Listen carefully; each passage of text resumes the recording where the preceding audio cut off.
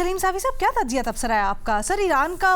بڑا دلچسپ رد عمل، کیونکہ جب ہم پچھلے ہفتے بھی اس کے اوپر بات کر رہے تھے تو ایک زاویے سے یہ بھی سوچا جا رہا تھا کہ کہیں ایران کو اس معاہدے سے پرابلم یا کچھ خدشات نہ ہو۔ ایران نے جس طرف اشارہ کیا ہے یا جو ان کا رد عمل ہے، کیا آپ سمجھتے ہیں کہ وہ حقیقت میں بھی واقعی ایسا ہے اور اس معاہدے کے پیچھے مقاصد یہی ہیں امریکہ پر ریلائنس کم کرنے کے؟ دیکھیے، سعودی عرب کے ساتھ تو کسی زمانے سے یا ایک لمبے عرصے سے ایران کے تعلقات کشیدہ رہے ہیں، اور چند سال ہوئے کہ ایران کی چین کی ثالثی میں ان دونوں کے رابطے بحال ہوئے، اور اب ان کے تعلقات نسبتاً وہ بہتر ہیں اور ایک دوسرے کو اس طرح اپنے لیے تھریٹ نہیں سمجھتے۔ ماضی میں کچھ نہ کچھ کشمکش ایران اور ترکی کے درمیان بھی رہی ہے، لیکن پاکستان ایک ایسا ملک ہے کہ جس کی سرزمین کبھی بھی ایران کے خلاف استعمال نہیں ہوئی، اگرچہ امریکہ جیسی قوت پہلے یہ تھا کہ کولڈ وار کے دنوں میں امریکہ اور پاکستان اتحادی رہے اور پاکستانی سرزمین افغانستان میں کارروائیوں کے لیے استعمال ہوئی، لیکن کبھی بھی ایران اور چین کو یہ شکایت نہیں ملی کہ پاکستان کی سرزمین امریکہ جیسی قوت بھی ان کے خلاف استعمال کر سکے ہے۔ اور پھر 9/11 کے بعد دوبارہ پاکستان اور امریکہ کا یہ اتحاد رہا، لیکن اس دوران بھی پاکستانی سرزمین کبھی ان کے خلاف استعمال نہیں ہوئی۔ تو جس اتحاد میں یا جس الائنس میں پاکستان ہو تو اس کے بارے میں میرے خیال میں ایران کو یہ اطمینان رہنا چاہیے کہ وہ پاکستان کہ وہ اتحاد ایران کے خلاف استعمال نہیں ہوگا۔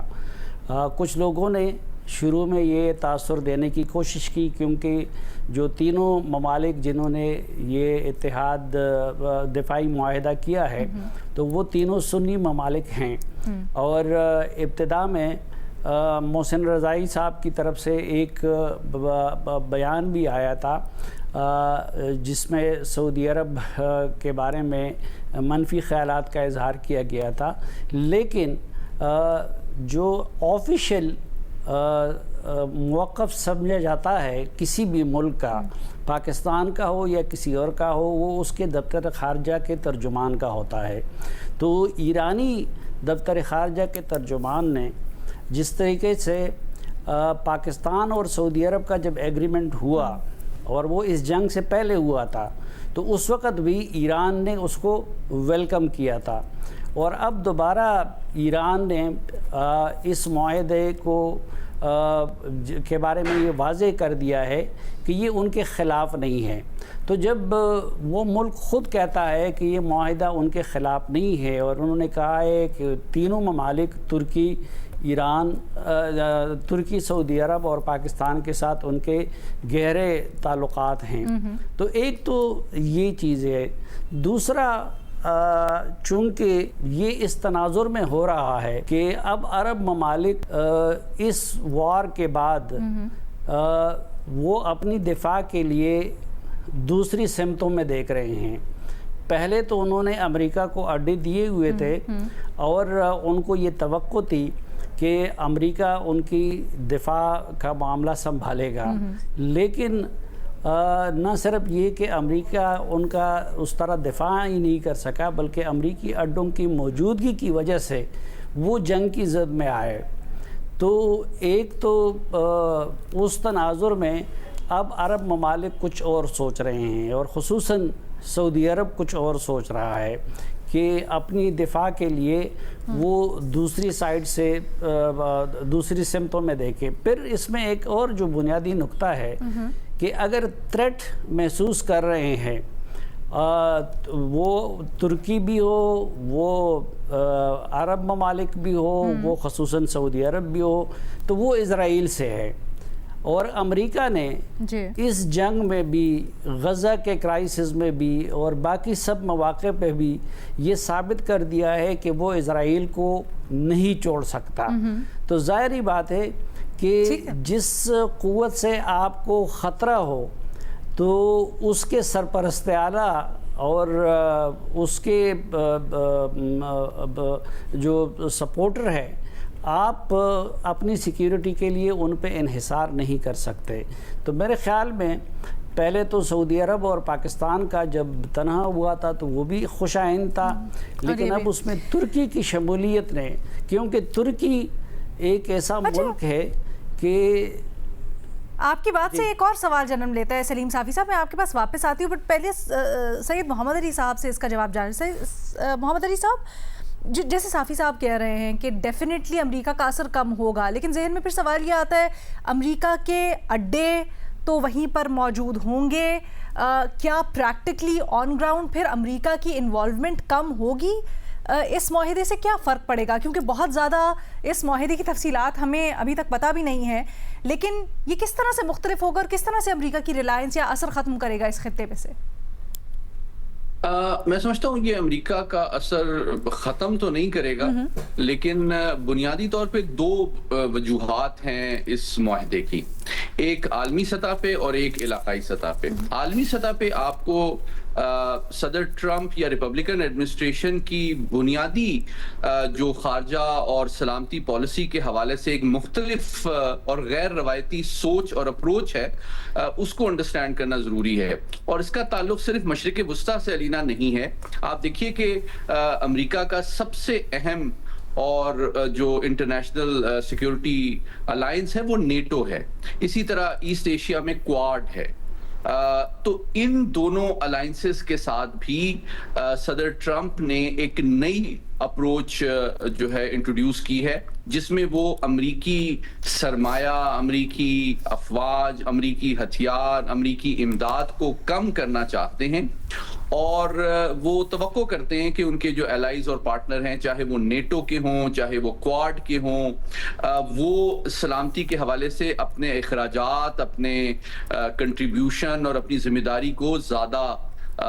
ادا کریں اور امریکہ پہ انحصار کم کریں. یہ ایکچولی صدر ٹرمپ کی سیکیورٹی پالیسی کا ایک اوور آل گلوبل ایجنڈا ہے. اب ہوا کیا کہ اس جنگ نے اس ایجنڈے کو زیادہ ایک یوں سمجھا جائے کہ کلیئر کر دیا، کلیریفائی کر دیا. جو عرب ممالک ہیں وہ امریکہ کے دفاعی انڈسٹری کی بہت بڑی اور منافع بخش منڈیاں ہیں اور مستقبل میں بھی شاید رہیں گی، لیکن ان کی یہ توقع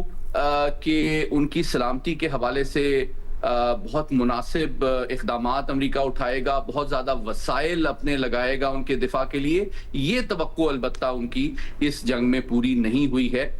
جس کے نتیجے میں انہوں نے آلٹرنیٹیوز ایکسپلور کیے ہیں. اور میں سمجھتا ہوں پاکستان اور ترکی کے ساتھ سعودی عرب کا جو معاہدہ ہے وہ اس بات کا ثبوت ہے کہ سعودی عرب اور ترکی پاکستان کی جو دفاعی صلاحیت ہے، افواج کی جو کیپیبلٹی ہے، جو تجربہ ہے، جو مہارت ہے، اس پہ بہت زیادہ انحصار کرتے ہیں اور اس کی طرف دیکھتے ہیں. دوسری بات یہ کہ یہ بات بالکل صحیح ہے کہ اس کا بنیادی مقصد ڈیٹرنس کو اسٹیبلش کرنا ہے، ڈیوریبل پیس اور اسٹیبلٹی کو بڑھانا ہے. اور میں نے سنا پچھلے چند دنوں میں کافی اس کو کمپیئر کرنے کی کوشش کی گئی نیٹو سے. بنیادی طور پہ کلیکٹیو سیکیورٹی اور ڈیٹرنس ایک کامن ویلیو اور گول تو ہے، لیکن اس کی نوعیت یکسر طور پر مختلف ہے نیٹو سے. اس کی بنیادی وجہ علینا یہ ہے کہ بنیادی طور پہ نیٹو جو ہے امریکہ کی ایک security guarantee western European allies کی جانب روس کے ممکنہ جارحیت کے خلاف ہے اور بالکل اسپیسیفک ہے، جبکہ یہاں پہ آپ کسی کے خلاف یہ الائنس نہیں بنا رہے ہیں، بلکہ جارحیت کا سدباب چاہے وہ روایتی اعتبار سے ہو یا غیر روایتی اعتبار سے مسلح تنظیموں کے خلاف ہو، ان کے مدافعت کے لیے یہ نظام جو ہے ڈیولپ کیا گیا ہے. لیکن ابھی نیٹو کی طرح اس کا کوئی command and control centre develop ہونا، اس کا کمانڈ سٹرکچر ڈیولپ ہونا، ابھی اس میں وقت لگے گا. البتہ فار دا ٹائم بینگ یہ ہم کہہ سکتے ہیں کہ ان کی interoperability joint exercises, joint training, joint force posturing,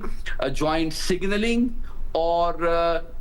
اس کے امکانات میں زیادہ دیکھ رہا ہوں کہ جس کا مقصد یہ ہے کہ کسی بھی طاقت جو کہ جارحانہ عزائم ان تینوں ممالک کے خلاف رکھتی ہو اس کے لیے پلاننگ کو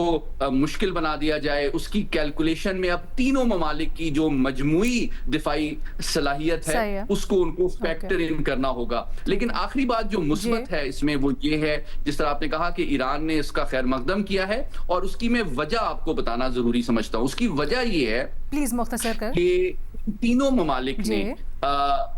انڈیویجولی بھی اور کلیکٹیولی بھی صدر ٹرمپ کو قائل کرنے میں اور اس موجودہ جنگ اور کشیدگی کو کم کرنے میں بڑا امپورٹنٹ رول پلے کیا ہے. اس میں پاکستان کی قیادت بھی شامل ہے, اس میں MBS بھی شامل ہیں, اس میں صدر اردگان بھی شامل ہیں. ان تینوں نے صدر ٹرمپ کو قائل کرنے کی کوشش کی ہے کہ اگر اس علاقے میں کشیدگی کو اور عدم استحکام کو ختم کرنا ہے تو آپ ایران پہ حملے بند کریں, کیونکہ اس کے رد عمل میں ایران پھر عرب ممالک پہ حملے کرتا ہے. تو اس بات کو صدر ٹرمپ نے بھی کنسیڈر کیا, کیونکہ ان کے اوپر بھی ان ممالک کی سفارتکاری کے ساتھ ساتھ اپنی فوجی قیادت کا دباؤ بھی اب بڑھ گیا. آپ جانتے ہیں کہ ان کے چیئرمین جوائنٹ چیف نے بھی کہا تھا کہ ابھی امریکہ کو آف ریمپ کی طرف جانا چاہیے. تو میں سمجھتا ہوں کہ داخلی دباؤ, آنے والے الیکشنز, پاکستان, ترکیے اور سعودی عرب کی سفارتکاری, یہ تین فیکٹرز نے صدر ٹرمپ کو میں سمجھتا ہوں کہ قائل کرنے میں کافی اہم رول پلے کیا ہے. اور اس سفارتکاری کو ایران بھی اپریشیٹ کرتا ہے کہ ان تینوں ممالک نے امریکہ کو قائل کرنے میں ایک اہم رول پلے کیا ہے کہ ایران کے اوپر حملے بند. محمد علی صاحب, ہم اس مفروضے سے آگے چل رہے ہیں. میں آپ کو خبر دے دوں, اگر آلریڈی آپ نے بریک نہیں کر دی, محسن نقوی صاحب آج تہران جا رہے ہیں, جس سے میں توقع یہی کرتا ہوں کہ وہ ایک بڑا واضح ہائی لیول پیغام ان کے لیے ہوگا کہ یہ آپ کے خلاف نہیں ہے, اور ہماری کوشش ہوگی کہ پاکستان امریکہ, چین,